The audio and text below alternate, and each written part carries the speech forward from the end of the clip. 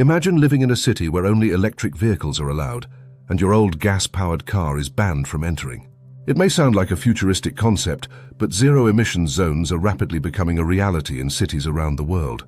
Today on Bizarre Regs, we're exploring why major cities are banning gas cars, where this trend is headed, and what it means for the future of urban transportation. If you're into learning about the strange and transformative rules shaping our world, don't forget to hit that like button, subscribe to Bizarre Regs, and let's dive into the world of zero-emission zones. Zero-emission zones, or ZEZs, are designated areas in cities where only vehicles with zero emissions, like electric or hydrogen-powered cars, are allowed to drive. These zones are meant to reduce pollution in the busiest areas, often the city centre, where the concentration of vehicles causes higher levels of pollution. London is one of the pioneers of this initiative, with its ultra-low emission zone, ULEs, which charges gas-powered vehicles a fee if they enter certain parts of the city. Other cities, including Paris, Los Angeles and Amsterdam, are exploring or implementing similar regulations. London's ULEs, which has been in place since 2019, charges a daily fee for vehicles that don't meet emission standards. This fee can range from £15 to $20 a day, which has encouraged many drivers to either avoid the zone or switch to low-emission vehicles. The results have been noticeable. Air quality has improved significantly, with some areas seeing a reduction in nitrogen dioxide pollution by as much as 44%. This data, reported by London's Mayor's Office, has helped solidify the importance of ZEZs for other cities considering similar regulations. Why are cities so invested in creating zero-emissions zones?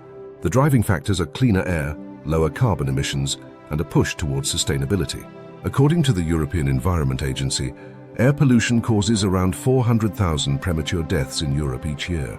By reducing the number of gas-powered vehicles on the road, cities hope to combat this public health crisis and take a significant step toward combating climate change. The shift isn't without its critics, though. Small business owners in these areas worry about the cost of upgrading to zero-emissions vehicles, and some residents feel these zones unfairly penalize those who can't afford to switch to electric cars. In response, cities like London have implemented programs to provide subsidies or tax breaks for low-income residents and small businesses making the switch. Nonetheless, the debate continues, with advocates arguing that the benefits to public health and the environment outweigh the inconveniences. What does the future hold for zero-emissions zones? Experts believe that as electric vehicle technology advances and more affordable models hit the market, zero-emissions zones will become more widespread. Some speculate that entire cities could become emissions-free by 2030 or 2040. Automakers, including major brands like Ford and GM, are already adapting to the trend, with plans to produce only electric vehicles in the coming decades. It's clear that zero-emissions zones represent a significant change in how we think about urban transportation.